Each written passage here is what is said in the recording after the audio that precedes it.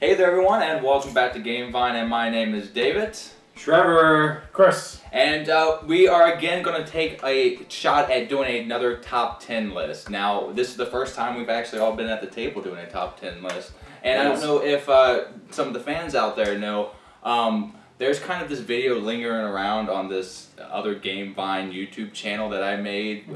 At the beginning, this was going to be a video game kind of centric channel, but then we kind of progressed and then did board games. But we're trying to reevaluate that and bring video games on via your kind of casting and reviewing later on down the line. Sure. And video games have always been a love of ours, and kind of was probably our first love. And some of us love them more than others. Definitely. He's definitely the one that likes video games more, but we all like them. And so we thought, why not dabble in other lists and not pigeonhole ourselves into just doing board games? So we like top 10 lists, and this is the one that we're going to start with now. I just kind of want to find out what you guys, how you compiled your list. What was like the theme or the thinking behind that? You can go ahead and go with yours. For me, it was really hard. I immediately rattled off about 30 titles that could be in my top 10. The top 3 or 4 are pretty easy for me, but after that, they could change any given day. So we could do a list tomorrow, and this could be totally different. But I did try and include some different genres, some different systems, and over a different span of time, as opposed to just picking my top 10 that I've played over the last like 2 or 3 years. So you want to give a little bit of everything. So some games that you might like of the same genre didn't make your list. Yeah. There's some in the same genre that didn't make it, and there's also like just some that are real recent that maybe didn't make it because I wanted to include some of the older games that I love. Gotcha. And how did you compile your list? Mine is basically just a lot of games I've played throughout the years. I mean, I don't really have a big list like you guys probably do. That's weird. I know, but I'm more of a big RPG fan, and I also like a little bit of the hack and slash, but more of the RPG is where I focus more on my attention. Gotcha. What I did is I focused on games that I go back to all the time. Like games that I could play today, and that spans over any kind of application, any console. We all did this. We didn't pick any kind of one format to kind of draw our games from. You did a lot of different platforms, computers, and all this kind of stuff. Yeah. So we just kind of focused on video games as a whole, which is why this list is so hard and why we have so many games. But that's what I did. If I could think about playing this game, and I have played these games over and over again and beat them multiple times, so they had to make my list. And like you, there were some games that I put on there for genre purposes. Yeah. Alright, so with that being said, we have our list all on our phones, so let's get to our number 10. Before that, I do want to rattle off some honorable mentions. We're going to have the guys do the same thing. These games didn't make the list. Mario Party franchise, I like that. The Smash Brothers franchise, very good. Animal Crossing is one of my guilty pleasures. Pokemon games, another guilty pleasure. Warcraft, and the MMO, my very first one, Dark Age of Camelot. All these games are great. This is a longer honorable mention list than I normally do, but again, this was such a hard one because video games are so vast. Do you have any honorable mentions for us? Yeah, Shadows of the Colossus, or Shadow of the Colossus, and I won't talk about that one. BioShock, really any of the 3 of the games. Fable and Mario 3, any of those could have easily made it into my 10 or 9 spot, but I had to make a split-second decision, and I just had to go with it. BioShock number 2? That was an awful one. Oh, I liked them all. I don't care what you say. So what's your I guess I do have a couple. I had, for my honorable mentions, I had God of War. I did like that one a lot. But it wasn't really a game that I really would like to go keep playing or not. Or right. And then there's Elder Scrolls Online. I do enjoy it. Just don't play it as much as I'd like to. Gotcha. Those are just like 2 of the ones I have. Okay, well, top of my head. Alright, so let's get on to our number 10s. Let's go. Alright, so my number 10, I think we have a lot of crossover. We'll talk about these as it goes on. Nobody has this game on their list, though, and this has been a game that I've loved when I first got PS2 because Dark Cloud 1 was one of the first games that came out on it. It had that blue kind of disc on the back. You remember when they came out with those? But Dark Cloud 1 is not my favorite one. I like it, but Dark Cloud 2 is my number 10. It really expanded from the idea, and It was one of those dungeon crawlers, and then it had the aspect of you can build your own town, and there was certain variables that you would have to do to perfect it, to get 100% and get special things, but you could really make this town your own. And where Dark Cloud 2 laid the foundation for this game, well, 1, 2 took that and then kind of expanded, maybe convoluted it on some things. I'm recently playing it again because they re-released it and remastered it on the PS4, and it holds up decent. Sometimes the aiming's weird and the graphics are in a kind of cartoon Borderlands kind of way, so that kind of holds up. But they added fish racing, they added golf in the dungeon. There's a whole bunch of little stuff. Sometimes, like I said, it was a bit much, but it gave me more of what I liked from Dark Cloud 1. So that is my number 10, Dark Cloud 2. Alright, so we're going to go down the line like this, and so Chris, go ahead and give us your number 10. Alright, my number 10 is, Trevor was talking about earlier in his honorable mentions, was Shadow of the Colossus, or Shadow of Colossus. Whatever it is. You're right. Such a good game. Yeah, I enjoyed it. It's really a big open game, and your character is like this tiny compared to the Colossus. It's just huge. And the whole point of the whole game is just like me and Trevor talked about a little bit before all this, and visual. I mean, there's the game, and I mean, it was a PlayStation 2 game. For its time. Yeah. Yeah, God, it was so visual. I mean, it was so big, so Very wide. stunning. You could go anywhere.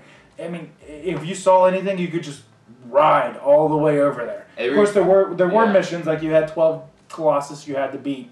And the cool thing about the Colossuses were there was a specific way you had to beat them. Yeah. Like you had to there was like a weakness to them. Yeah. And you had to figure that out. Yeah. Like it took a few times. I mean, I can't tell you how many times I died in that game. A lot. Just to figure out how to beat that one Colossus. Yeah. But it paid off. It was a great game, and I loved playing it.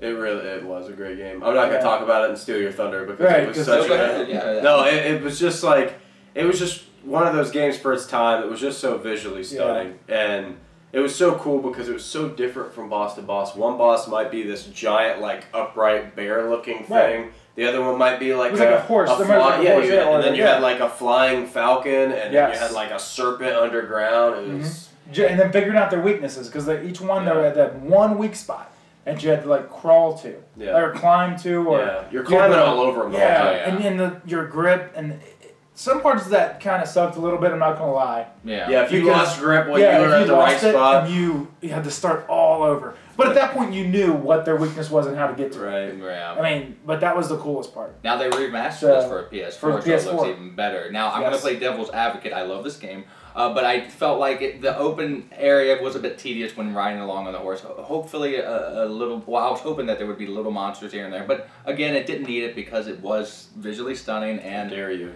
But I have to add a little bit. So anyway, so that was my number 10? That was his number 10, Trevor. Oh, my phone shut off. I remember it though. Mine is I've always called it Mega Man X. It's probably technically Mega Man 10. And I'm really sad that I wasn't able to include an NES game because that was the very first console video gaming I ever did in my life. NES was really my first my baby. But I don't have any of those games just because it's so far away now and games have gotten so good. But I did want something from a long time ago to make it Mega Man X. This was a game that I actually never owned. I didn't have a Super Nintendo. You never did friends' house, did you? Yeah, I was poor, so like right when all my friends were getting Genesis and Super Nintendo, I got an NES, and I thought that was awesome, even though everybody else was getting the next best thing. Yeah. But my friend had this game. And that's the thing I love too. You can play these things forever, and you got the old cartridges, and they will just last forever. Like tanks. And I had played some of the other Mega Mans, like on NES and stuff, and they're really great. They're all amazing. But this one was visually appealing. And you know what? Smooth. So smooth, the gameplay, just Zero introduced in this one. Yeah. well, and I love how you get these abilities, and which you could do in other Mega Man games where you get new arms and different suits and stuff, but then you could double down on the abilities. You get the initial ability, and the further you go in the game, you get the power up ability, and you get the homing missile where if you charge up, it shoots 50 of them, or you get the penguin suit, and you can charge up and jump on the sled and slide down hills and stuff. I absolutely love that game. One of the games that just really I feel like jettisoned me into loving video There games. you go. Speaking of the Mega Man, I don't want to again steal your thunder or No, anything. rock and roll. I never knew in all the other Mega Mans like Yeah, it's funny. a bad guy's previous power, like when you won it, Yeah. like it was a weakness to another bad guy. Yeah. I never knew that. Oh yeah. Yeah, I was going through the whole entire games trying to just randomly beat these bosses. I figured that I out didn't know- when you went I to didn't New know that. York. Remember when you went Yeah. to New York? I beat Yeah. the Mega Man before you got back because I figured that. Right. I didn't know that. But, Well, and again, it's weird too because, and it's funny to look at our lists and see what games you guys have played and see what I've played. That was like the second time I had played a Mega Man game. I think I played like one other Mega Man before that. Yeah. So I'm sure for me it was groundbreaking, but I'm sure in other Mega Man games it was pretty Standard. stationary. Yeah. Yeah, but a standard. Whatever. But yeah, for me it was so cool that, you know, I don't know. It was a really good game and a big part of my childhood and the development of my love for video games. All right, so those were our number 10. Now let's move on to number 9. Yay. That's 9 fingers, right? I think, yeah. All right, so we're on to number 9, and I'm going to start this off. My number 9 is actually Super Mario Brothers and the Search for the 7 Stars. Yeah. Now, like I said earlier, I'm big into the RPGs, Yeah. and I do love the Super Mario Brother franchise. Like David said earlier, it was one of his honorable mentionables or whatnot. That just the Super Mario Brothers series is Yeah. one of yours. Mhm. It just mixed a lot of what I liked Right. growing up, and it mixed like a big Final Fantasy RPG. You know, made by Square Enix, Was it? I think, or Okay. Squaresoft. Squaresoft, yes. Back then. So, that's my favorite part about it was I took you had to take all the Super Mario Brother characters and play them in an RPG turn-based game. Gotcha. Yeah. That is what I just Turn-based loved is about fun. it. I mean, that was just like the best thing about it. Yeah. You just took turns fighting the boss, and you know there was just a bad guy took over the city or not city. I mean the whole Super Mario area, Mhm. and Super Mario Brothers are just trying to take it back over Yeah. in an RPG style. I mean Yeah, that was it's just pretty that's just the simplest way I can explain it and why I loved it so much. Gotcha. So that was my number 9. My number 9 is Resident Evil 4. Ah, yes, the best of the series. Yes. Definitely, in my opinion, one of the better games of the series. But I haven't played all of them. I actually started with Resident Evil 2, which I thought was an amazing game. I had it for Nintendo 64 and really got me into these games. However, 4 was just kind of like perfected what I loved so much about Resident Evil 2. Just the weapon system, how you upgrade things, the story, just the combat system, everything that was kind of clunky and hard to move around in some of the other games was just so smooth and perfect in this game. The only thing that at first I wasn't really on board with, but once I played it so many times, I love it now. But right off the get-go, I was like, these aren't really zombies. They're like the Las Plagas yeah, or whatever. like Like it's more of like a parasites. parasite, Yeah. and these people are still like normal people that kind of like, I mean, they're speaking, it's in like Portuguese or Spanish. Right. And so you don't understand them, but they still have like fine motor skills and language skills and stuff like that. Like so The they are Last of Us, almost. right. Well, yes and no. I mean, they got pretty. They couldn't talk anymore. Yeah, well, but yeah. But I got past that once I realized like, okay, these are true zombies. But I absolutely love that game. Yeah. So yeah, that made it for number 9 for me. And the Resident Evil series as a whole, Right. I really enjoyed it, Yeah. and it really kicked off kind of for me a big love for kind of the zombie genre. What are you buying? Yeah, what are you buying? So, funny story. I was driving through McDonald's one day, and the intercom, the guy on there asked me, "What are you buying?" That's and awesome. without missing a beat, I said, "Well, what are you selling?" My best quote when you go, stranger, now that's a weapon, or something like that. That was buy that at a high price. yeah, that was it. That was awesome. Okay, so moving on to my number 9. This is my dungeon crawl in the same vein of Diablos and Gauntlet, but this is the one that I like the most. Champions of Norath was a PS2 game, and it was Yes. had another sequel called Return to Arms, Champions of Norath, where you could take your character from the previous game and transfer them over with everything. And the way that this game allowed replayability is that you play the game the same thing over and over again, but at higher higher difficulties, getting better loot. Right. This one, I don't know why it took me so much. It was a bit limited on its character class, but beyond that, just everything when it comes to like those dungeon crawls where you have this grid and you have to Tetris all the equipment in there the proper way as you're getting loot, just taking out hordes of enemies. This one was my favorite, and again, like I said, I made my list on games that I've like bought 3 times and played them over and over again. And Champions of Norrath I own right now with my PS2, and I bought a second controller because me and Chris played it a lot. We played the crap out of this game. We did it. I can't tell you how many times we beat the first one.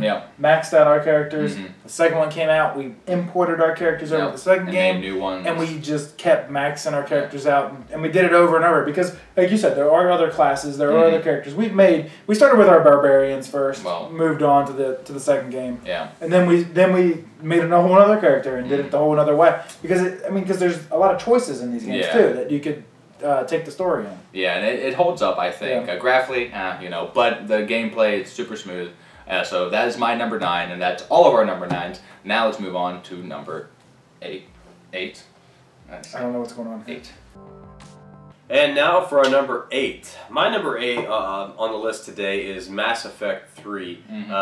I'm not a console warrior. I'm just going to get that out of the way right now. I had an Xbox, the original Xbox. I had a 360 for some time and then had to sell it because I needed some money.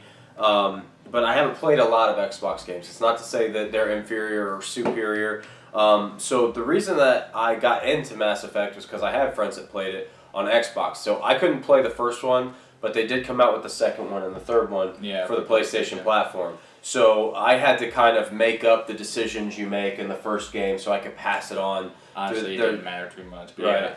But I really enjoyed 3. I know there's some people that had some issues with the ending. It's been out for a long time, but I won't do any spoilers even though they've revised it a lot. Very different in a lot of ways as far as gameplay and exploration as far as compared to 2 and 3. But I really like this game. I felt like it was kind of like a sci-fi, like open world RPG. But you like the multiplayer. Oh, I love the multiplayer, which is someone that probably for me is what changed. I like co-op multiplayers. Not that I'm not good at some. I am good at some like individual multiplayers where it's like every man for himself. But I really enjoy co-op because I like when you can take people that are really good at games and you can work together. Yeah. As opposed to these like I know this is gonna sound mean, but like it's like douchey like frat boys like playing the Call of Duties and that's all they play and they just play the multiplayer all day. I like Call of Duties. So, yeah, I like them too. I'm just not one of those guys that pours my life into one specific franchise multiplayer. So for that reason, it probably made it over 2 for me because I like the advancement and finishing of the storyline. But great franchise. We'll talk about it a little bit more later. Cool. All right, so that is a good choice, by the way. My number 8 is Legend of Zelda. More specifically, I like the franchise, but Wind Waker takes the cake for me. The adorable, charming, artistic style, really, I don't know why it's my favorite, but that really took me. You really like the cartoony aspect? It's like that cell animation. Something about that, it engulfed me. I've beat a lot of Zelda games, but it took me a long time. I would take breaks in between them. This one I could not put down. I have a fear of ocean, so it kind of that's weird because you sail a lot in this game. Though they revised it for the Wii U when they remastered it, it really streamlined a lot of the things. I played it a second time, and again, this is a game I own. I like the Zelda games, but this one, the puzzles were interesting and innovative, just like any other Zelda game. No horse, which is sad, but you got your boat that talked to you, so that was kind of cool. Your boat. But yeah, I like the story that kind of was displayed in it too. It was just, again, adorable, charming, and you really can't lose when you play a Zelda game. But Wind Waker was my favorite, so. Sure. Cool. Moving on to my number 8 is actually an old game that me and Dave used to play back in the day. And our friend Jesse. Yes, that's true. For the Super Nintendo was Spider-Man Maximum Carnage. Yeah. This is the old. No idea. Never played it. This cartridge was just red, like Carnage. It was Super just Nintendo, red. yeah. Super Nintendo, all out. I just loved the game entire. I mean, it was like a Ninja Turtles type. Mm-hmm. Yeah. where you just played the level up and down, Right. beat bad guys, and then it advanced. That's all it was. It was just Spider-Man and Venom, basically fighting Carnage's minions. And the reason why it made my number 8 was this was back in the day when you could rent games from game stores. Oh, like like Blockbuster, but it really wasn't Blockbuster where we got it from, was it? I can't quite remember. I think it was like a game rental place. But we rented it, and me, Jesse, and Dave stayed up all night to play this game. We always did. We never beat them, though. Yeah, never beat them. We're like, oh, we're going to stay up and play this game. And we ran into a glitch. Like it had to be past midnight. By the time we hit a glitch where somehow we got infinite lives. Only on one character, though. One character. It was Venom. It was Venom. And we were like, oh, okay. So we just took turns. We're like, okay, once you die 3 times, then it was Dave's turn. Once he died 3 times, it was Jesse's. And went on down the line. I think eventually I fell asleep. I couldn't stay up long enough. It was either you or Jesse that actually beat the game. It was his turn, but he gave it to me because I was the youngest. But we hit that glitch. Probably whined about it. Right, that was one of my favorites, aside from being a big Spider-Man fan. It was pretty funny. But it was a great game, and I loved it for back in the day. Maybe you guys accidentally did the Contra equivalent, right? To yeah, totally. All right, so those were our number 8 games. We're getting higher up on the list. Oh, and I know it seems bare on our list. We haven't addressed it. If you watch one of the prior videos, we are moving to a new location, so we really don't need board games for the video game list, right? Yeah. All right, on to number 7. All right, so I'm going to start off with number 7, lucky number 7. This one is, man, I have just been enamored with this one. I used to watch the show every morning before school, and there were some comic books that I read as well. But the Monster Rancher line is one of my favorites. Number 4 was pretty good. I played number 2, never got the chance to play number 1, and that's pretty hard to find anyway. But number 3 is my favorite, and that's just because that's the one that really took me. One of the most innovative things I've ever seen in a disc-based game. Now that we downloaded this, probably would download games, this wouldn't work so well, but you literally had the PlayStation 2, you put Monster Rancher 3 in the console, played it, got to this point, and then it will tell you to put other discs in. DVDs, CDs, other games, and that literally would draw a monster off this game. Trevor? No. Yeah, it would take a special monster off this game, and you never knew what you're going to get. Now, some games... Some were repeatable, but... Yeah, some were repeatable, but some had, special ones. Specific. Like, one of the WWF games back then had a character that looked like Kurt Angle. Like, he had his, little... one-piece wrestling suit on, and it was just so weird. And it was so crazy. And I did it once too when we were playing it, and it was like a vampire werewolf movie. Yeah. And it actually gave me one of the wolves, but in a different color format. Right. Yeah. Everything. And I mean that so one weird. thing was one of the coolest things I've ever had to do. And you were busting out all your CDs that you had just to find out. Going through all your library. It was crazy, and I spent hours doing that. And once you've done that, you can power up your monsters and then fight them and get higher up. And because there was a game in this, other than just trying to find these monsters off a disc, and that's what the premise was in the cartoon. They would find these special stones that were circular, put it on the summoning thing. It would summon a monster because they have been put to sleep, or there was this evil presence that made some of the monsters. Yeah, they locked them into this cylinder thing, but. Again, this is just one of my favorite games of all time. I love Moochie, I love Golems, all these kind of things, and 4 did take a lot of what 3 had and made it a little better, though I don't know, it was so hard. 4 is really good, but 3 really took my heart and has a spot right there, and so that is my number 7. Anything? I have literally no clue anything about this game. The only thing I think of when you talk about this was the Metal Gear franchise. I don't know if you remember Metal Gear 1. Yeah. When they tell you you have to start taking the controller out and put it in the second slot to figure out how to fight Psycho Mantis, and then I remember in one of them they said, Snake, you gotta switch to disc 2. Yeah. And we're like, oh no, we're just kidding. We're on the PS2 now or something like that, because you were with the first one. You had 2 different discs, but that's the only thing. That's so weird. I almost want to play it just to see what you guys. It was good. It was cool. All right. So what's your number 7? Moving on to my number 7, I actually have Warcraft as my number 7. And more specifically, I did enjoy Warcraft 2. So did I. I did like all the other ones. 1 was great. 3 was good. But I like in Warcraft 2 where you could, like 1, you could build your town and, summon your creatures, your warriors or your wolf guys or your, what were they called? I say them wrong, the Zeppelins or Zeppelins? Yeah. And you could like summon all those and your oil, you had to get your trees to do everything. Work's done. Work done. Yeah. So that was my number 7. Job's done. Job's done. So that was my I'm dead. yeah. So that was my favorite. I mean, 3 was good. It had similar aspects to number 2, but it was more like a. It looked better. It looked way better, but it was more of you have these many people go out and attack these other people. Right. I just like the build. I like the whole build part about 1 and 2 basically. So 2 for number 7, Warcraft 2 was my favorite. All right. Trevor?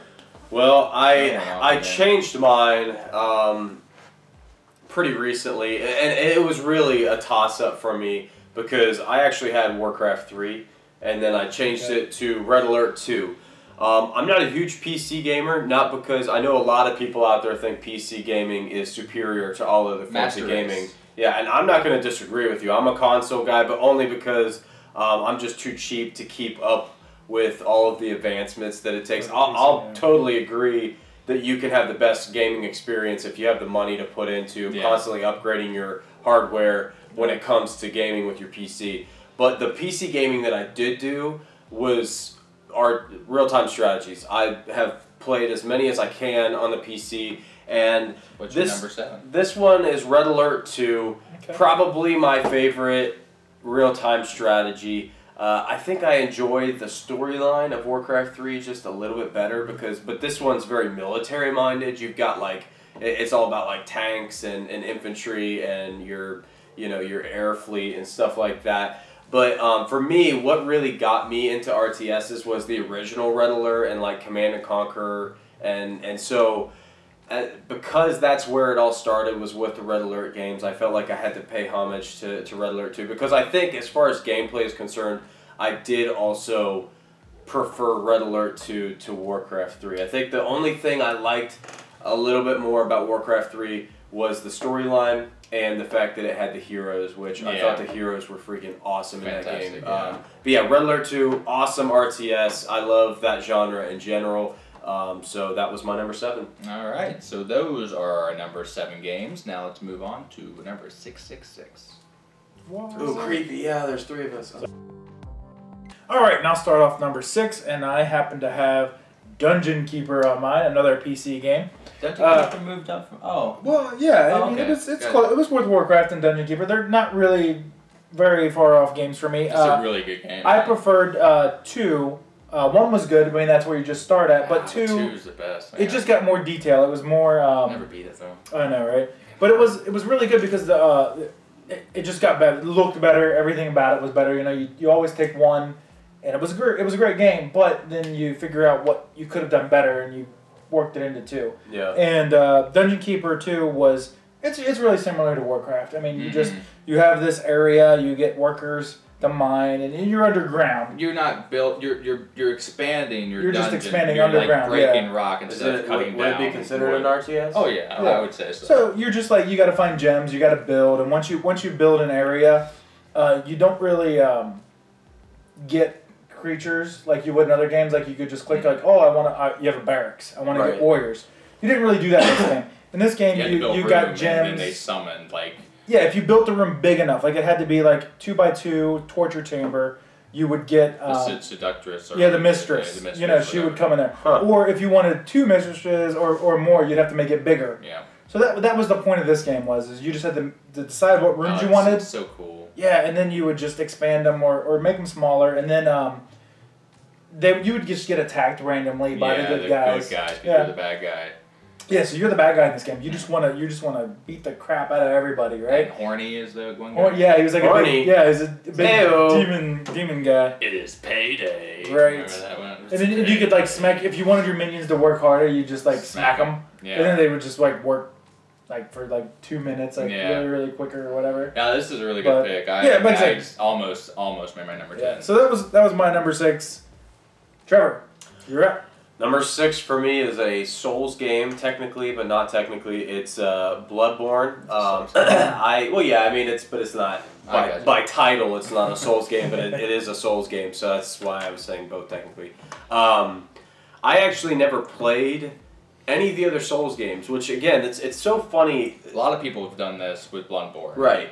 And for me, it's interesting to not only see what you guys have played and what I have played, but just seeing how I've entered game franchises in general. Like this is really common for me.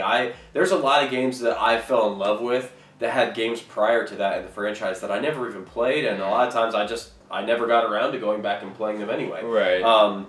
But Bloodborne, I don't know why. But for some reason, I got to watching the trailers for it on YouTube, and I just thought this game looks magnificently beautiful. And this is the first game that you've actually ran a stream of on the sister channel. Yeah, I've got, and I've taken a kind of a hiatus, and I need to get back on and do some more content over there. Game changer. Right, game changer. Yeah.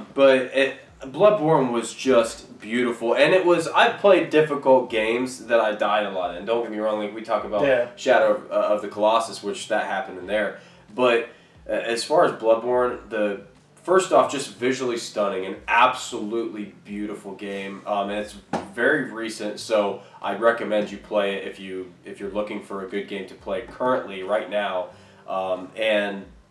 But as far as the gameplay, it's not just a hack and slash. Like if you go in thinking you could just button mash, you're going to be dead a lot. You have to be strategic with your fighting styles. But it's such an amazing game, challenging, really beautiful kind of story and progression of how events play out in the game. While at the same time, there's not like a ton of dialogue. Gotcha. It's almost like you're just taking in this visual experience and showing how things progress. But really good game. I haven't played the new Dark Souls game, which I really want to now that I'm into Bloodborne. Yeah. But I'm looking forward to hopefully playing that soon. Very nice. Yeah, it's a pretty difficult game. I played some of the Souls games, but I've not played Bloodborne. I've watched you play it though. Great game.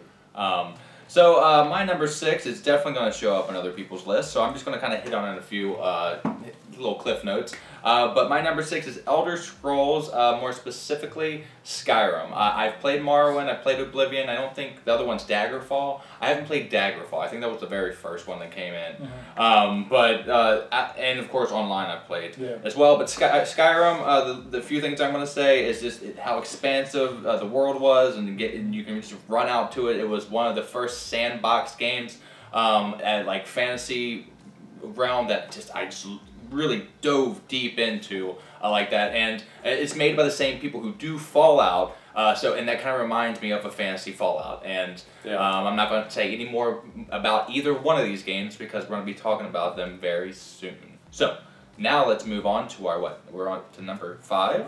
That's my favorite number. Yeah, number 5. Only one hand. One hand. What? We misspoke. 5 isn't me. It's still my favorite number, but Trevor's starting us off. Let's rock and roll. Number 5 for me is very difficult. There's going to be a lot of people that really disagree with me because I felt like I needed to pick one from this franchise. I picked Phantom Pain of the Metal Gear Solid series. I adore Snake Eater and Guns of the Patriots. I love the original's actually for NES. Yeah. But as far as for like the ones that people, at least I consider, I started on the very first one for PlayStation. Yeah. Went to the second one. Did you play the demo? You tried the demo. You did the demo first, right? Demo's the fit. Like What's your demo? For Phantom Pain. You The did one the that- demo. Oh yeah. Well, Yeah. it's not really a demo. It's just like a mini game. Okay. Yeah, it's Ground Zeroes. Oh yeah, that too. Okay. But here's the thing. You already have this collection of storyline that gets to bolster this game. So a lot of people said that the story may have lacked in this game. I still felt like it was there. I really enjoyed seeing you build Big Boss's army and all this stuff in Outer Haven. So it was more of like a prequel, really? It was like a prequel to pretty much everything. Okay. Like, because the very first one for NES is where Snake is like going to Outer Haven To fight Big Boss and his army of like mercenaries and stuff that he had made. And so this is like before all of that. Okay. Like when you're creating this army, this like lone wolf army. Okay. But it was just such a beautiful open world game.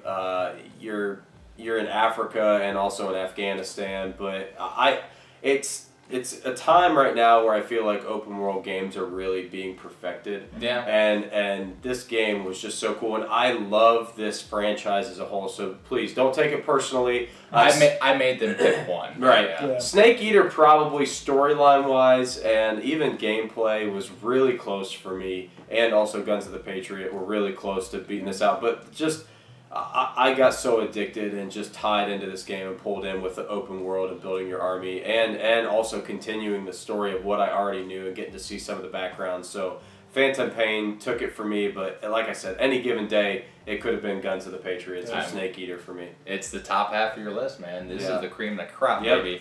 All right, so my number 5 is I'm gonna hit on it a little more, but it is gonna be talked about again. But this is a game that was a tough sell for me. I was working at Fridays, and this kid he's redheaded Jack. He was like 3 years younger than me. I didn't think he knew anything, but he would keep trying to push off Fallout 3 on me to play. And I was like, maybe, and he finally let me borrow it, and it was one of the best things that anyone has ever let me borrow.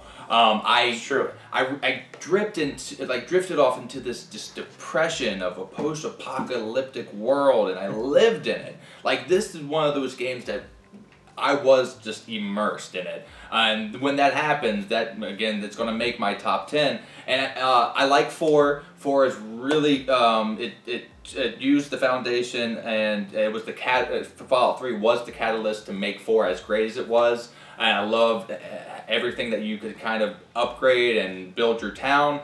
But again, I get nostalgic, and once I play the first game, and it's almost as good, if not just a little less on that scale, I'm always going to go back to like the one that I played before that. Though I do think Fallout 4 is a great game. New Vegas is a good one. I didn't play too much of that, but I did wind up beating that. Number 3 was really it for me. Doing all the stuff like collecting all the armor, that was super cool, but it was a lot of work. Fallout 3, I was able to play that 3 times over because it's a lot of hours. I know, man. I played this so much.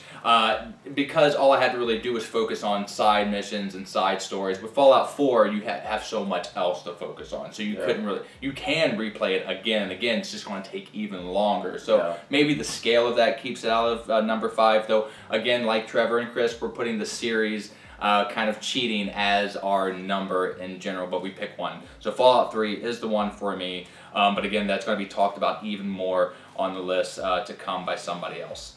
So number 5 for you is going to be... Number 5 for me is Middle-earth: Shadows of Mordor. Wow. Never played that. It's a good one. It was man. a good one. Yeah. I just... the whole game, I just loved... I mean, I never played a Lord of the Rings game until this one. And... Is it like an action, like hack and slash? It's like No, Batman. it's more like a Batman. It's more like the Batman. Batman. And I don't want to talk too much about that because I think that might come up later. But... it is, it's almost like a copy and paste of that. And just Not in the gonna lie. fantasy realm, that's except all it is. it's in Lord of the Rings. Hordes of hordes. Hordes of hordes. Hordes of hordes. Ogres, goblins, everything. I mean, yeah. anything you can think of in the Lord of the Ring franchise is in this game. Just the whole sneaking aspect of it. You can sneak up and you could just kill anybody. And it's more like you could either just straight up kill them, or you could like brutalize them, right? Or you could take control of their minds. Right. You could either, if you brutalize them though in front of other orcs, they would run away. It had a lot there of was pull so to it. detail into this game. Yeah. Like I said, the brutalize was great. Or you could like take control of their minds, like Dave said, and you could just save them for later. Yeah. So if you came up across like what were they? Minions. Right. So there was like what were they like? Generals. Yeah, So you had generals and captains. Yeah. Right? Yeah. And then underneath those you had other... It showed a ogres, whole like, web. yeah. So as you took them out, it would kind of like eliminate. a web effect. But here was the thing. Like, they- this game was very detailed because if one ogre killed you or orc, he'd rank up. he would go up in rank. Right, like Dave said. And he could make it all the way up to captain. He could be as your many rival times as he the kills whole you. time. And he'll say something like, it's you I again, killed you last I'll time. take you out. Yeah, it was pretty cool. It was a great man. game. It was pretty cool. What system was this for? Xbox One and PS4. Yep. Really? Yes. So I I mean, have to play like that. it was great. I think Like the it's rank cheap level. now. Yeah. Cheap. Yeah, it is, and like the level system was great. It was like almost like real time. Like you could die. I mean, Yeah. you do have life, but you It could wasn't die, that bad. and it would like pick up where you died from, Yeah. basically. But all the orcs leveled up, Yeah, it would be, considered where it you would be a died. little harder. so it wouldn't be the same thing. And if you like shot an arrow at an orc in his eye, when you came across him next time, if you didn't you kill would have him, that scar. he'd have a scar on his face. That's pretty cool. Yeah. So that is where we at, number 5. That Yep. was my number 5. All right, so now we are definitely in the top part of our list. So let's go on to our number 4, which I am the start of. Right here. All right, so I'm going to start off number 4. I might get some flack from these guys possibly, and maybe you viewers out there. But again, these are games that I play constantly, or I think about playing again. This one is my new addiction and has been for quite a while. And this is a phone app, but also going to be playing on the computer and pads as well. And this is Hearthstone. I'm out. This is Hearthstone, though he shouldn't be too upset. He loves Magic the Gathering, and this is a direct descendant from that. It takes a lot of the things that Magic and CCGs have done in the past and puts it into an electronic format and does things that a normal like physical deck can't do. Like you can't put copies of other people's minions into your deck, and the games have done that physical wise, but it's kind of been clunky. This one, you can alter things. It's doing it for you, streamlines all this, and because it's a computer CCG, it has infinite expandability there, and they can just be innovative. They can just do different things. They have different tavern brawls that they do different things there. They have now made a standard setting where it helps new players get into the game without having to craft a whole bunch of these cards. Now there is a grind to this, and there is some play to win. But I don't mind that. Pay to win? Yeah, pay to win. I don't mind that because sometimes I do pay, but there are times where I have grinded and I've had fun with it. This is a game that I've played in my all my pastime, and if I'm not doing something and I'm not looking at Facebook on my phone, I am playing Hearthstone. It's probably broken a few relationships because I've played it so much, but it's such a great game. And it's another Blizzard game. There's a lot of Blizzard games on our list. They know how to make games, and they continue to support them, which is one of the coolest things that I like about Hearthstone, because they come out with expansions over and over again. They're patching, and they give new like solo kind of play, which again I have so much fun with. You don't have to play against players, but you can. But you also can play solo in Hearthstone. So, Well, and this is the only video game other than Elder Scrolls that has been featured on the channel, and heavily at that point. I mean, you've got a lot of really cool, good Hearthstone content on the channel. Yeah, so. and I really want to make that better. I need to change my broadcasting system because it's kind of skippy and laggy. But yeah, this has appeared on the channel quite a bit. So I mean, if there were no other video games really on the channel, so why not have this on my list? And it makes it on there at number 4. So, what's your number 4? All right, I guess it's my turn. My number 4 just happens to be Darksiders. Interesting. They have 2 of them out. There's Darksiders 1 and 2, and specifically my favorite is 1. Oh, okay. Normally number 2 is my favorite on a lot of other games, but 1 just had a great base story. I mean, it just like set it all up for number 2. I think I had a better guy too. Well, 2 was good. It did have a good story. It had a great. It followed up with number 1, but number 1 just set it all up. Yeah. I mean, really. I mean, it's a hack and slash game. You're playing. It's the apocalypse happened. You're playing as one of the 4 horsemen of the apocalypse. No. And in number 1, you're playing as War. And you just kick the crap out of everybody, basically. Yeah. I mean, to start the game, and then there's a good story to it that goes into really, really deep. Yeah. There's like a real deep story to it, and it pays off. It's a big open world game. The one thing I will say about it that it's not really, it's kind of a little bit bad, but it goes along the lines of what we've all said with the whole open world. Yeah. It is an open world. There's a story, base to it. So you have like a point of origin that you always report to, and then you like span out after that. So there is you're always like traveling. You're traveling through areas you've already been through, and then fighting people you've already fought, which does kind of get a little redundant. Yeah, but right. It's my number 4. I like it. Hack and slash. One of the best hack and slashes that I like anyway. Right. I've never played it. No, honestly. I know of it though. I've actually played it a few that times. story is great. That's all I can tell you right now. Yeah. And I don't want to give anything away to you guys. You just really should play it. At least the first one, and then the second one just more details. Yeah. Just with the story, and it just looks great. Gotcha. You like what you like, man. That's true. Yeah. I've never heard of it, but And if you don't like what he likes, leave down in the comments how wrong he is. Totally do it. I like how you like to put numbers that are the same number as your pick. You did it with 7 Wonders on your last. I did do it with 7 Wonders on my and top with 10 this games. one. So moving on to Trevor's number 4. Number 4 is Fallout 4, and this was also a hard one. You just very recently talked about Fallout 3. It was right there, and again, I just came to listen. Fallout 3. That's where I entered the franchise. I didn't play any of the other ones, but Fallout 3 was amazing. It was groundbreaking for me. It was probably one of the first open world games I had ever played, on that extent. Yeah, I would have to say. I mean, Grand Theft Auto, kind of. Right? Yeah, I guess GTA. I played GTA 3 and Vice City before this, but I don't know. I guess Fallout 3 had a cool story.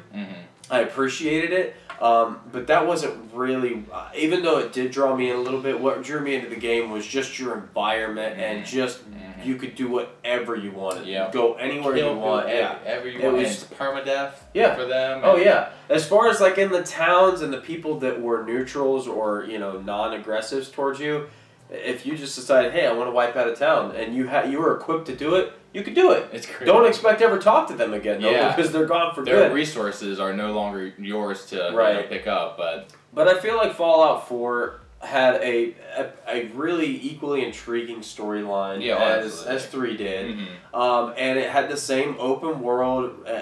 All of the same elements were there. So I guess that's why I picked it, was because it had some new elements and some improved elements that just were so awesome. Like, as much as I loved wearing power armor in the other games, it was just like normal clothing, but you just had to like get the right accomplishments to get it.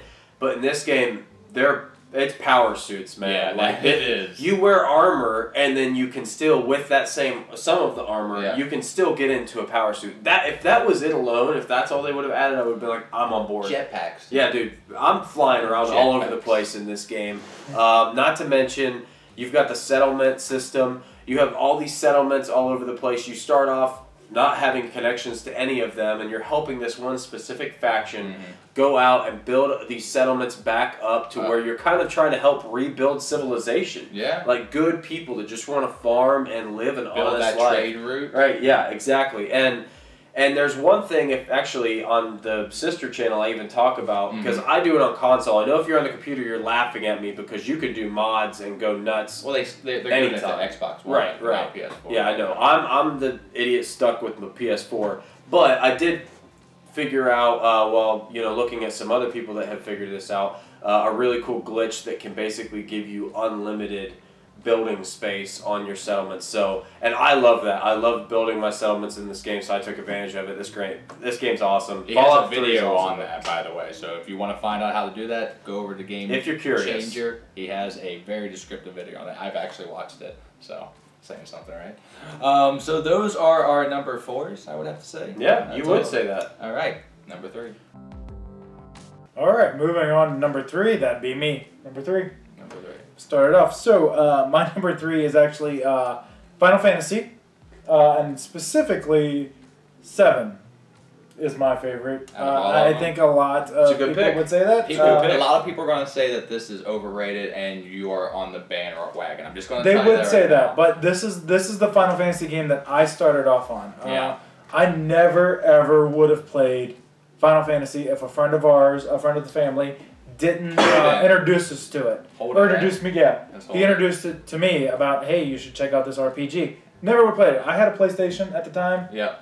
I never in my life would have said, hey, I'm going to play this Final Fantasy VII. You need to be thanking that man. I know, because that was the first Final Fantasy game that I played. We spent so much time in this room. And I did, yeah, we did. We were playing the crap out of this game. Oh, it's so so good. detailed. For the time. I mean, we're talking about PlayStation. It was, for the Polygons time, now. this game Remake's was coming, amazing. Though. We'll see what happens. Remake is coming. I have a bad feeling. Don't want to talk about the remake at all. Don't want to talk about it. Hey, but tell me this, dude. First time you got Knights of the Round or the Golden Shogun. Oh, yeah. Oh, my gosh. Amazing. Yeah. Dude, that was so But great. the Knights of the Round was so long. Who It was cares? long. I It was don't really care. long. You would watch it for like 3 times and then I don't turn care. it You off. just keep doing it. I don't care about the animation. But for 7, like, just picking up a Final Fantasy game, I know there have been, obviously there were more before this one. Yeah. But just playing 7 and picking up on it and playing the materia, the experience, how you level up, how do you get your ultimate, what were they called? Limit breaks. Your ultimate limit breaks. Yeah. How you use those, how you get your next one. Everything about this game was really easy. And it just was self-explanatory, really. Yeah. Which leads into, like I said, I don't want to touch on because you made us pick a specific version of this game. You can say other But ones. I will say, playing 7 and then playing 8, 9, and 10, that's all you needed. You only Right. needed to play one of these games to understand how all the rest of those worked. At that point. At that point. From Yeah. like 7, 8, and 9, from They were 7, turn or 8, 9, 10. based, kind of, but yeah. You could just play the first one and then you would just, the stories all were changed. I will give Final Fantasy credit for that aspect. Storylines and all of them are amazing. Yeah. Even onto the new gen, which I'm not a big fan of, but their storylines are amazing. Yeah. You cannot miss a story. Yeah. It's great. Iconic characters and probably the best villain of Final Fantasy. Sephiroth was just fantastic. Sephiroth, yes, absolutely. and his song, like At the end of the game, yeah. Sephiroth. yeah, Great. So like I said, I'm gonna pick 7, Final Fantasy 7 as my number 3. 10 was close, wasn't it? It was close because they were. Oh, dude. But like I said, you can just play one of those and then know how to do the rest of them. That's it. That's where I'm at. All right, buddy. Trevor? Number 3 for me is just terribly surprising for me. It's The Last of Us. Ooh. I didn't play this originally. I came out for PS3. Was it on the Xbox 360? No, or was it it's just a it's PlayStation? But I didn't play it till PS4. I played the remaster version. Which is so much. I fell in love with this game. For me, probably one of the, as far as stories are concerned, probably one of the games I've been the most invested in emotionally and in any game. Yeah. And it's not like the gameplay was just alright. The gameplay was amazing. Brutal. Like when you would stomp somebody's teeth into oh man. I don't know what it is, but the protagonist of Joel, I love that dude. And you hate him towards the end. No spoilers. No spoilers. I liked him. That's me personally. What'd you do? Did you kill him? What? Did you kill all those people in there? Yeah. You killed all those? Heck yeah, I did. Yeah. I don't know if I had a choice, actually. Maybe that was the difference. Oh, I know what you're saying. Yeah, I kind of did. And Ellen Page is adorable. It's not Ellen Page. It's modeled off of her, right? If it's modeled off her, I don't know, but it's a completely different her voice. It looks just like Ellen Page. The model is off of her. The voice isn't. I didn't know they modeled it after her. I'm almost positive. I'm 99% positive. Well, regardless of how you feel about the ending and all that stuff, the storyline was, like I said, it's a surprise for me because I just played it within the last couple of years. I played it several times, but so invested in the storyline. But the gameplay, it's just such a great survival game. I'm such a hoarder to the point where I replay a scene over and over again to use as little as items and ammo as I can. So by the end of the game, I'm the last scenes, I'm just guns blazing, just blowing up the place. But it's still a survival game. I think if you're kind of playing it organically and you aren't trying to save super hardcore, it's a really good survival game. I get terrified. Yeah, it's definitely got some good jump scares and other stuff like that. There's clicking noises. The clickers, man. That's terrifying. Yeah. Man. Good stuff. You need to play it if you haven't. It's an amazing game. It's Last of Us is great. I think I still own that one. Yeah. All right, so my number 3 has been mentioned on this guy's list. I like it for a lot of the same reasons. I'm going to go a little more in depth with it. This has been one of my favorite games since I played it on the Super Nintendo, and that's Mario RPG Search for the Seven Stars. I haven't played it. There's a bit of a theme here. There are a lot of RPGs, and the same thing that he said, the turn-based was really fun. There was no Luigi, which was sad, but it integrated a really charming story in addition to this RPG game. The thing is, it had characters that have never shown up again in another Mario series. Geno, which was this puppet master guy that could shoot stuff out of his arms, and Mello, which was this guy that could control the weather and he looked like a marshmallow. And I thought that maybe they would kind of integrate them into like a Smash Brothers kind of thing. And Mello would be perfect because he could be kind of like those fluffing, like Jigglypuff. They could replace it. Yeah, they could replace Jigglypuff with that. And he also have like Pikachu's power where he shocks the ground. But they never really took these characters and went anywhere else with them. It was just that, and it was kind of like a Final Fantasy Super Nintendo game. And in fact, Final Fantasy III had a boss that transferred from Final Fantasy III into Mario RPG, and it was one of the special secret boss. And it was super hard. I beat this game like 10 times, and it's one of those games that it still holds up for me. I played a simulation on my phone. That's how much I like it. It was horribly translated, but I still played it. And I played that one twice on my phone and beat it. The grinds is so much fun. Something about this game, I just love it. The first time I had this game though, his friend borrowed it and broke it, and every time I would shake it, I could hear a microchip just kind of shaking in there. And sometimes we could get it to work, but most of the time we couldn't, so I couldn't play it. And now this game is like within the hundreds of dollars when you want to buy it. So that's why I have to play a simulator. But I do think they put it back on the Wii U or the Wii that you can play it there. So look out for this game. If you like turn-based RPG and you like Mario, this game is a shoo-in. You know what was the other good part about that, speaking of the Final Fantasy aspect and this game, is their limit breaks were keyed into their characters. Like Mario's was jump. Like as long as you kept hitting the button, he would just keep jumping on the bad guy that many times. And Bowser through this Bowser was on your team. He was actually a good guy. Weird. Working with. I can't condone this. It was heresy. It was just fantastic. And Stool Princess was in there. Who else was a part of your team? Anybody else from the Mario team? It was just that, and then some makeshift. So Bowser's on your team, but his own brother Luigi was not on his team. It's just silly. That was the doesn't make any sense. That was the major mistake they made, is not putting Luigi in there. But it had mini games. It had so much stuff. I want to go play it again. Sounds like this needs to be your number one. It probably should be, but it's not. All right, so now let's get on to number 2. We're so close to number 1, but let's start and get number 2 out of the way. Let's go. For number 2, my number 2 on the list is number 10 of the Final Fantasy series. Final Fantasy X, again, 7. It's really a toss-up any given day for me. I did play 8 and enjoyed 8, but was nowhere near 7 and 10, and didn't even. I think I played 9 for like 10 minutes. I don't know why that one never hit with me, but I don't know what it was. Final Fantasy X was probably one of my first RPGs that I just sunk like. It was easily over 100 hours. I think I still have this original save file of like the last point you could save before you could not save anymore in the game. And I think it was at like 142 hours. That was the first game I really sunk that kind of time into. But there was so much I loved about this game. I prefer. This is like my favorite turn-based game ever. I love how is actually legitimately turn-based. Oh yeah, I like how I didn't have to press pause. I could literally, if it was one of my character's turns, I could go eat dinner and then come back and it would still be their turn.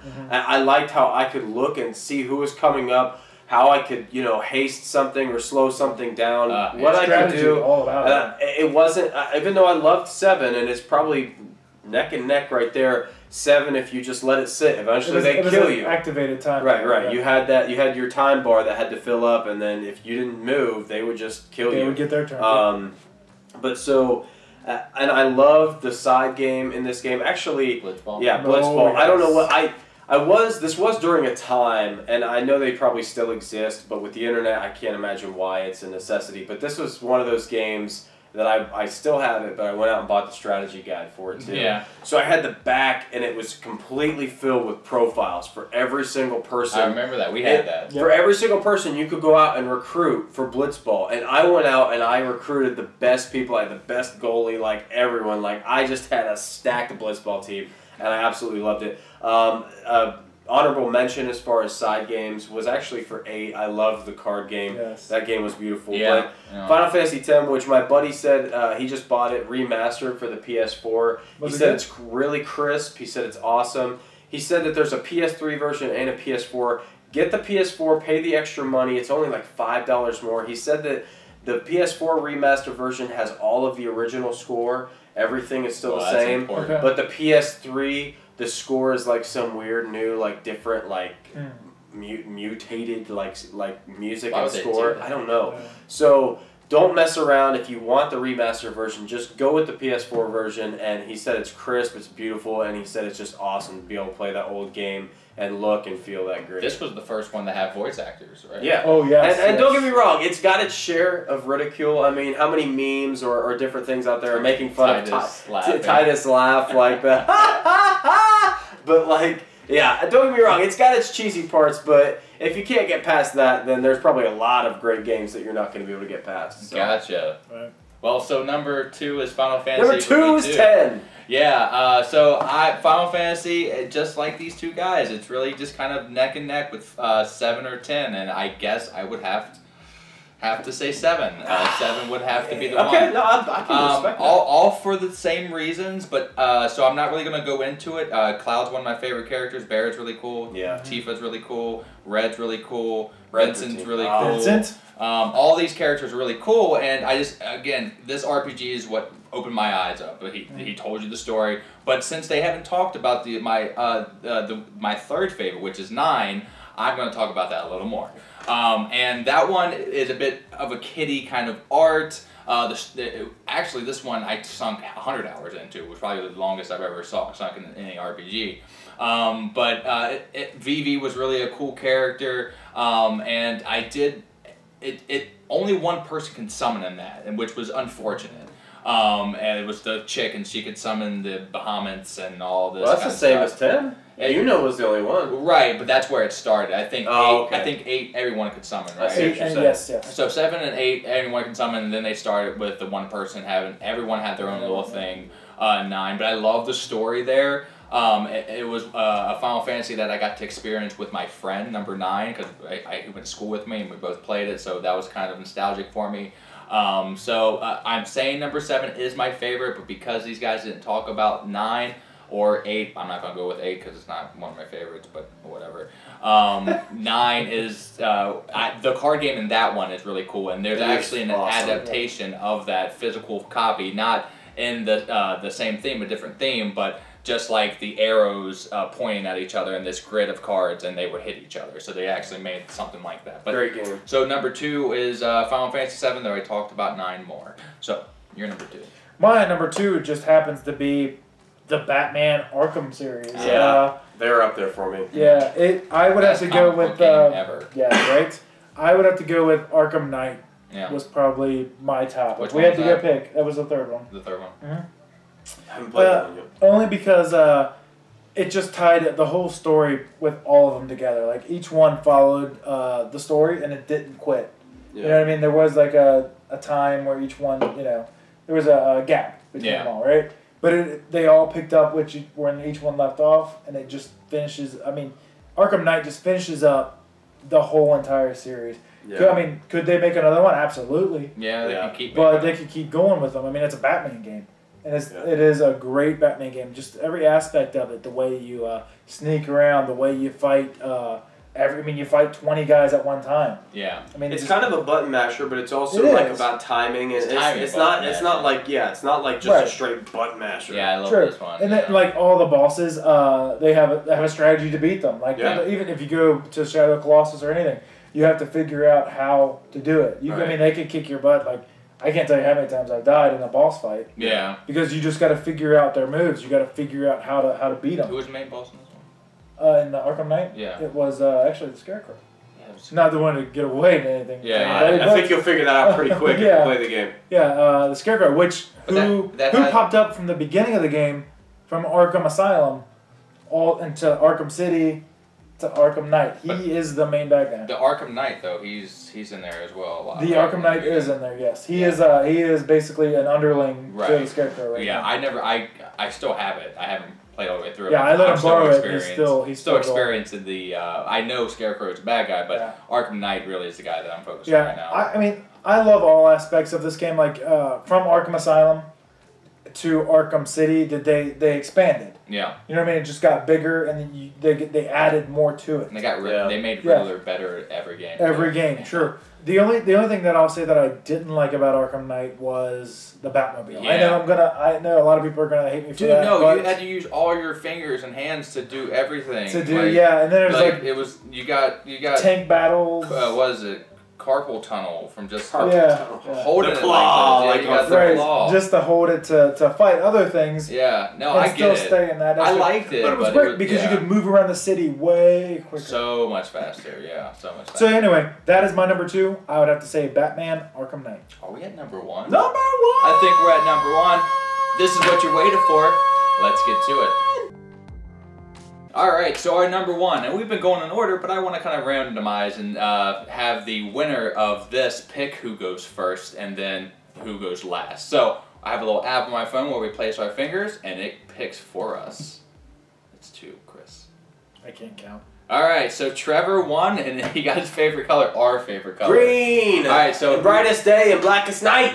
yeah, who's going first and who's going last? Blah blah Alright. blah blah blah blah. You get to pick Shut your whoever. mouth when you're talking to me. Alright, I'm gonna pick myself. You want to go first, and who you want to go last? I'm gonna pick you for middle because nobody cares about the middle, and you were a jerk. I'm going last. You're going middle. We were just talking about Wait, Green who's Lantern, the- and now he's upset, and as Trevor should be, because Green Lantern's fantastic. But you can go I'm last. You can Okay. finish it off. all right, You're we'll the start boss. us off, man. All right, my number 1 is I'm just gonna come out and say it: Legend of Zelda: Ocarina of Time for Nintendo 64. Yes. This game, It's a great game. I loved it ever since it came out. Nothing has ever dethroned it as my favorite game of all time. I haven't played all of the Zeldas. I played the one for Game Boy. I also played Majora's Mask. I actually didn't play a lot of the ones that people would probably Twilight put up there Princess. top. Yeah, I haven't played any of the ones Twilight after Princess. Nintendo 64. Yes. I haven't played any of the NES or Super NES games. You so played Wind Waker? what's that? You played Wind Waker? No, have not. Oh, it's fantastic. So, but this game, it really, I feel like, was what throttled me into just being a hardcore gamer. I really loved my NES and my Game Boy, but when I got my N64, man, that's when I just decided, like, I just knew, like, I love video games. I'm always gonna be passionate about this and enjoy playing these games. And the storyline, the gameplay, everything about that game at the time, and even now, I've played it again since then, and I absolutely love that game. I can play it anytime, even though it's how many years old Oh, at this yeah. point. It's probably can have its own kids. Oh yeah, and I just remember you're playing as this little tiny like elf kid, and you're like riding a horse. and Yeah, everything, too, Yeah. right? yeah. Well, I mean, not until you get Not older. until older, right? But it's so cool when you hit that moment where like everything's just kind of happy go lucky in the kingdom, and then you take out the master sword, and all of a sudden you're like a late teens, like a kind of an adult almost, Right. and you're next to the castle, and all of a sudden everything's like dark and scary around the castle, like some horrible event happened. But I just remember how that game just totally enveloped me more than any other game has. I love the story, love the gameplay, and the nostalgia that comes along with it. And I really find it hard to believe that anything's ever going to unthrone that as my number 1. I mean, You, it and hasn't you go back and forward though through like you said. oh yeah, you can when you jump go back to the in. You future, can put yeah. the master sword back in, Yeah. and all of a sudden you're a little kid again. Both that and Majora's Mask had a really cool. That was the 2 for N64. Had that really cool aspect that you're kind of like jumping through time. With the other one, it's your almost like Groundhog Day. You go these 3 days, and then the days restart, and you're Right. trying to accrue all this stuff to take down this dude. But that's neither here nor there. Legend of Zelda: Ocarina of Time, favorite game of all time. It is a good pick. Yeah, I mean, it was huge for everybody back in the day, too. So, my number one pick is Elder Scrolls. I know David talked about it. I think we're hitting on the same one, actually, on this one. My number one is Elder Scrolls Skyrim. Yes. I know Oblivion and the other ones came out first. Yeah. And I did start off in Oblivion, which was great. But I Remember when you could run really fast and jump really high if you got your skills up? That was pretty funny. You could jump on top of buildings. Yep, you could go all over the place. But that wasn't my thing. Oblivion was great. It was a great start. But Skyrim was where I love it. That is where it was at. There was just so much detail in everything. Making armor, everything was so everything. Blades, everything. There was like a dragon scale, dragon bone. Well, that brought in dragons, like yeah, that's what the dragons came from. Yeah. Well, and Skyrim was, I think, an actual. It goes back. It was kind of like a prequel thing where because the dragons aren't around in all the other ones. Right. And this is the reason why they're not around. Right. So. But with Skyrim, though, there was just so much more detail in, like, I don't know what these guys have touched on, but a lot of games, they like, some of them are first person, some of them are third person. You can do it with that one, right? In this one, you can do both, and I think a lot of games you guys picked were the same. Yeah. I always prefer third person games, but I'll tell you, in Skyrim, I liked switching between the two.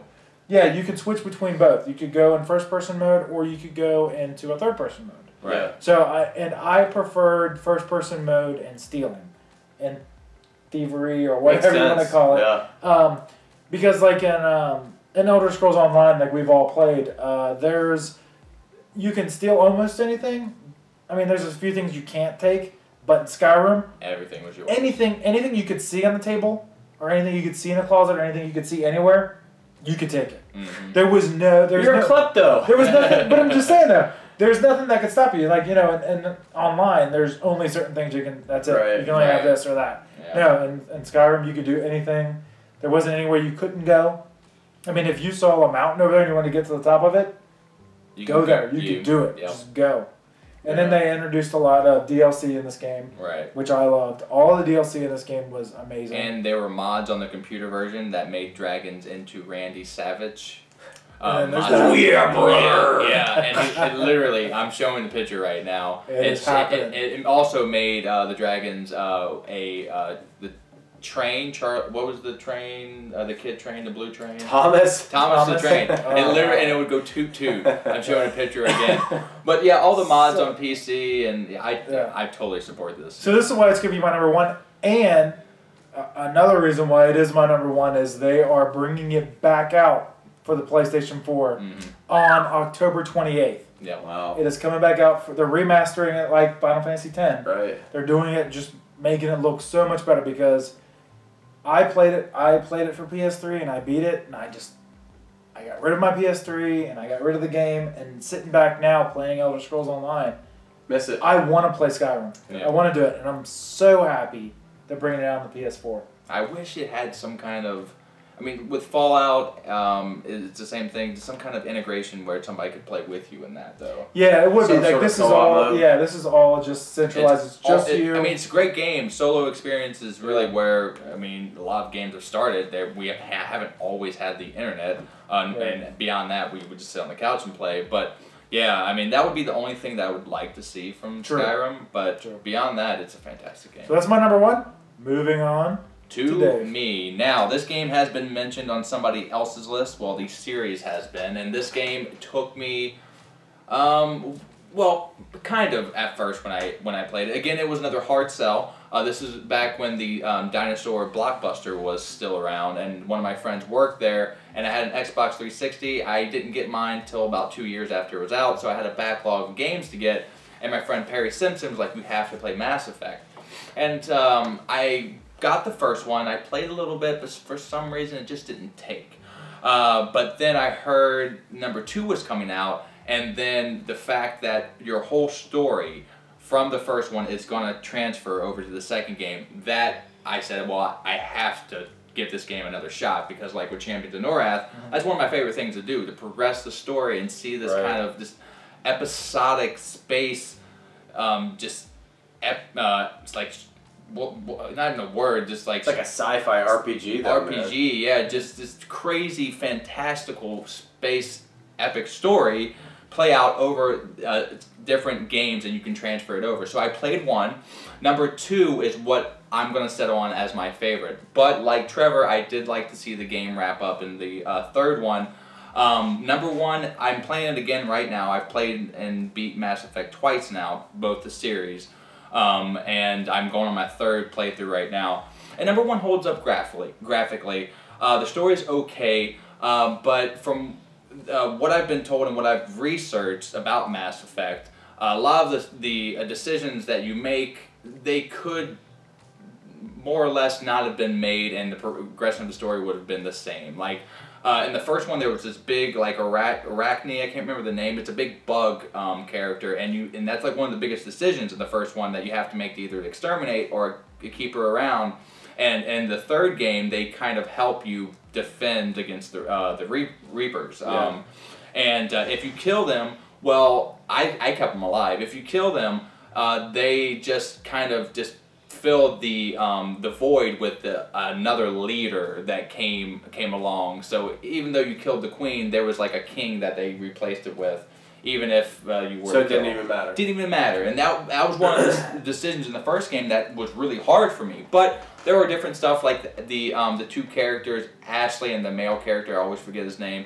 Like, one of them will survive and one of them will die. Yeah. And I pick Ashley, of course. But 2... You're such a perv. Yeah, I did. But 2, the reason why I like that so much, other than the mundane search for iridium on every planet, just going over and over and searching for that was maybe the only like quibble I have with it. It was episodic. It felt like I was commanding my ship. I was Commander Shepard, and I could play a few missions and feel like I watched a sci-fi show. And I'm big into sci-fi. I like a lot of different ones I'm not going to go into, but this really catered to me. 1 was the combat was kind of clunky. 2 improved it tenfold. Added cover, added better aiming system, and 3, of course, even improved on that. And it's really hard for me to decide, but because I was in a position where I didn't have internet, I didn't get the multiplayer. So maybe that would have put it over the edge. We just need to play it. I'm sure there's still people on there playing it. Yeah, and I'm going to, because as Xbox One makes Mass Effect backwards compatible, they only have number 1 right now. Once they get to 3, I'm going to be playing that. Now that I have the internet, I'm going to do the multiplayer. And once it gets backwards compatible, people are going to jump on board even more. Yeah. But until that time, Mass Effect 2 is going to be my favorite. That was an introduction of Jack, which is fantastic. And a lot of the Krogan kind of story was just, I mean, just thinking about this game gives me chills, and I just love it so much. I'm probably going to get a tattoo here soon of a Tyrian. It's a Torian. Yeah, those guys are super cool. So here's my question though. Yeah. Who's your main squeeze throughout all 3? I mean, obviously you probably kind of went with Miranda just because you kind of have to. No, I mean, you don't really have to, but no. I mean, I went with Ashley in the first one, but I went with Jack normally. Liara's my girl, man. Liara's fantastic. But the one girl, I always forget her name, in the suit, the alien in the suit. T'Soni. Yeah. Oh, wait. The one. Yeah. Yeah. I know what you're talking about. The Footfall to Geth. Yeah. I actually had a romance with her, which was really interesting and pretty cool. And that was my second playthrough. I just wanted to see what happened, and that was actually a really cool, like, little relationship. Yeah. But yeah, Mass Effect had everything I wanted: gunfight, choose your own story, permadeath, just things that just blew my mind when I first seen it. And again, one of the immersive games that I've ever played, and the fact that everything carried over just made it even better. Now, I know the endings were kind of lame, and the fact that Shepard might still be alive is another thing. I got done watching a conspiracy and video and/or reading saying that Shepard might be indoctored. Might be under the indoctrination. Because he always gets those pains in his head. He sees that little boy ghost, and that's hallucination. So the final ending might just be a fabrication of what the Reapers are showing him. And I mean, I would recommend you guys go out there and watch it if you're into Mass Effect. There's also books of Mass Effect. There are comic books. I can't wait for a show or a movie to come out because I'm sure it's going to happen. And the next game of Mass Effect is going to come here soon, which is going to be fantastic. Probably not going to have Shepard in it, but it really doesn't matter. That world is just seeping with story and races that just rival Star Wars and Star Trek and Battlestar Galactica, maybe even better than some of them. So, Ew. yeah, that is my number one, and I don't see that getting dethroned anytime soon. So, anything else you guys kind of want to wrap up on with your list, or you just kind of want to say before we get out of here? Literally could be a completely different list tomorrow, with the exception of like 2 or 3. I'm not gonna lie, but that's just because I love video games so much. Yeah. Anything you want to say? No, I think I'm good, man. All right. Well, thank you so much for watching today's video. And again, this is our personal list of games of all time. There are tons out there that I'm sure you're going to disagree with us. And if you do, please leave it down here in the bottom. We would love to hear it and maybe reconsider it next year when we do our top 10 video games list again. Because who knows? The Zelda Ocarina of Time might get knocked out. Nah, that's not happening. It might happen. But again, we really do appreciate all the regular viewers. You keep the channel going, and all the new viewers. If you like what you see, please click like and subscribe at the very end of the video. It's just going to help the channel grow even more and help us make even more top 10 lists for you. So until the next time that we see you, I've been Dave. Trevor. Chris. And have a great rest of your day and a great time with all the video games that you play. Bing, bang, boom. Bye, everybody. Boom. Bang, boom.